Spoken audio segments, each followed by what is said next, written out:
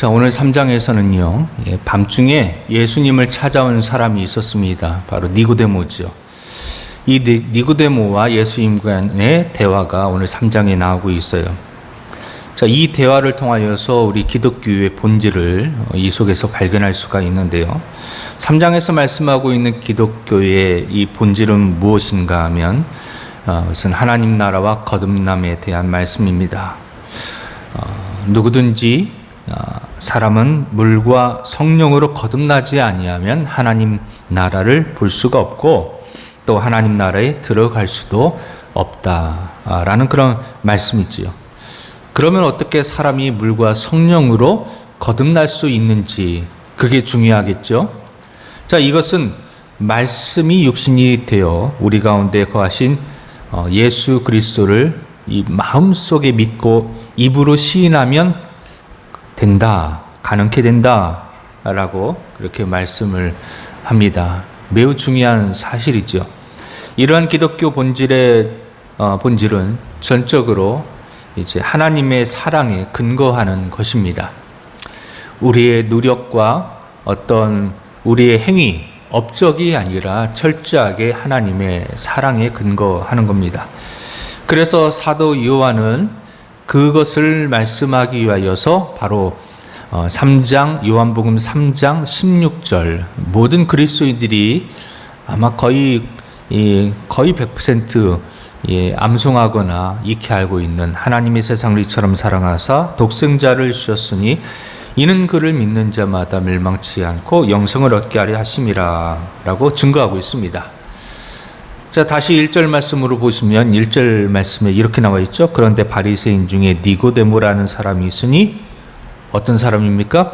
유대인의 지도자라 이렇게 써 있어요. 니고데모는 어떤 사람인가? 그의 이름의 뜻은요, 백성의 승리자라는 뜻이 있습니다. 그리고 유대인의 지도자라는 말을 통하여서 우리는 무엇을 알 수 있는가 하면 그가 그 당시 지도자에 해당되는 어떤 위치에 있는 사람이다. 그런데 그것을 좀 연구해 보면 바리새인이었고 그다음에 유대인의 관원이었지 않나. 그래서 니고데모는 사내들인 공회원이지 않을까. 그렇게 이제 우리가 알 수 있습니다.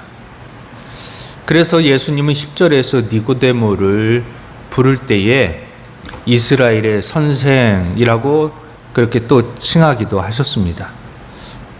그런데 처음부터 니고데모가 바리새인이라는 점이 그것을 밝히는 이유는 무엇인가 하면 당시 바리새인들이 가지고 있었던 그 고정적인 신앙관념을 예수님께서 이미 알고 계셨기 때문에 그것을 염두에 두고서 사도 요한이 예수님과 이 니고데모 간의 대화를 우리가 그것을 염두에 두고 그것을 보면은 훨씬 더 이해할 수 있기 때문에 그것을 알 필요가 있기 때문에 미리 니고데모의 그 신분에 대해서 밝히고 있다라고 볼 수가 있습니다. 바리새인으로서 니고데모는 사람이 하나님의 백성 되는 자격이 그 아브라함을 통하여서 육적인 그런 자연적인 출생에 있음에 강조를 두고 있습니다. 바리새인들은요. 그런데 반해서 예수님께서는 사람이 하나님 나라에 들어갈 수 있는 자격이 영적으로 거듭나야 함에 그것이 중요한 포인트다. 그것이 핵심이다라고 강조하고 있다는 것입니다. 이러한 대화가 있으는 니고데모가 즉각적으로 이제 그리스도의 제자가 되었다는 성경의 기록은 찾을 수는 없습니다. 하지만 이 일로 인해서 그가 크게 감명을 받았다는 것은 틀림이 없는 것 같습니다. 요한복음 7장 51절, 19장 38절에 그와 같은 니고데모의 어떤 심적인 변화에 대한 표현들이 나오고 있습니다. 자, 이처럼 바리새인이었던 니고데모는 어떻게 하여 예수님이 하나님께로서 오신 선생인 줄을 그가 어떻게 알게 되었는가? 2절 말씀에 힌트를 얻을 수 있습니다. 라비여 우리가 당신은 하나님께로부터 오신 선생인 줄 아나이다. 하나님이 함께 하시지 아니하면 당신이 행하시는 이 표적을 아무도 할 수 없음이니이다. 자, 니고데모가 예수님을 바라보는 시선이 그래도 평범한 분은 아니다. 즉 하나님께서 보내신 분이다 라는 것까지는 인정합니다. 왜요? 표적을 이 니고데모가 보았던지 아니면 들었던지 그랬을 겁니다.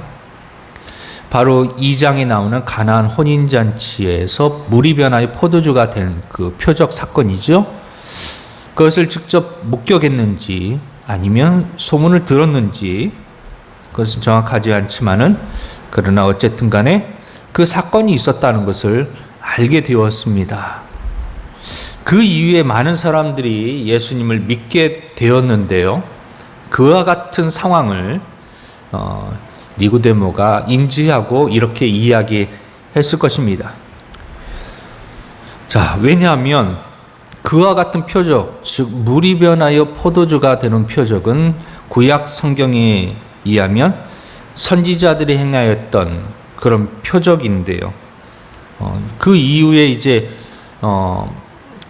한 영적의 암흑기, 그러니까 마지막 이제 세례 요한이 마지막 이제 선지자 역할과 예수님의 길을 예비하는 역할을 사명을 감당하는데 세례 요한이 태어나기 전까지 수백 년 동안 영적인 암흑기, 선지자의 소리가 끊겼습니다.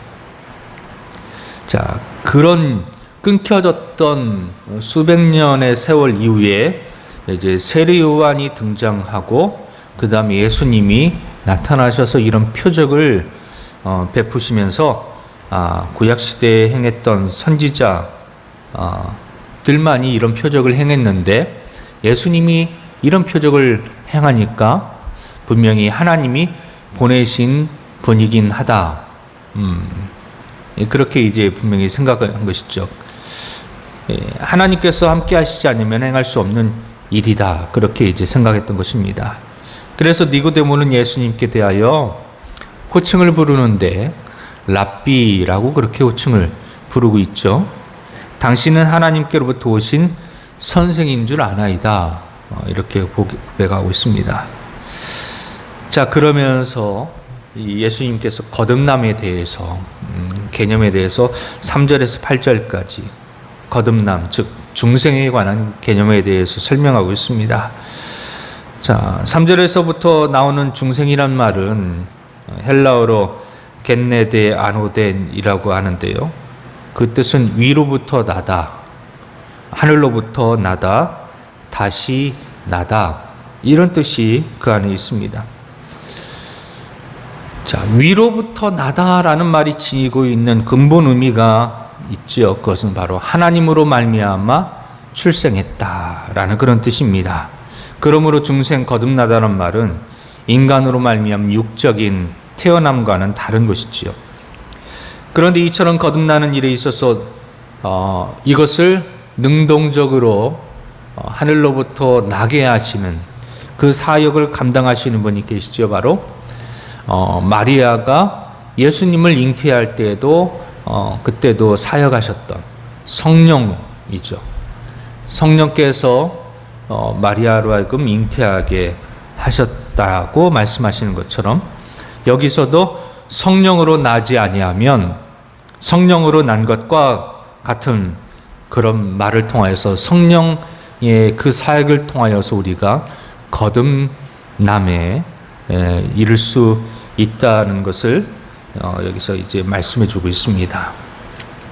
성령이 아니고서는 우리가 예수를 주라 고백할 수도 없고 우리가 예수를 따를 수도 없다라는 그런 말씀입니다.